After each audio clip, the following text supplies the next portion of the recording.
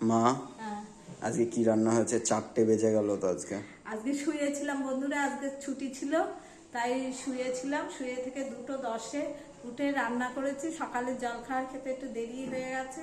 তা বন্ধুরা, শুভ দীপাবলির শুভেচ্ছা জানাই তোমাদের সকল বন্ধুদের।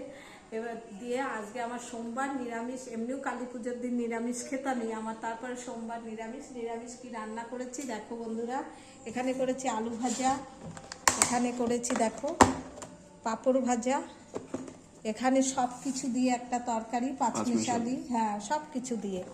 আমার লাইভেও এখানে শশা আছে, এখানে টক দই, আর এখানে দেখো বন্ধুরা ডাল করেছি আজকে।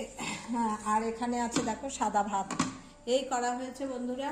মেনুতে অনেক কিছুই রয়েছে। হ্যাঁ, এইসব রান্না করা হয়েছে নিরামিষ বন্ধুরা। তা আমার রান্না বান্না এবং আমার কথাবার্তা তোমাদের কাছে কেমন লাগলো অবশ্যই দয়া করে একটা কমেন্ট করো, সাবস্ক্রাইব করতে ভুলো না।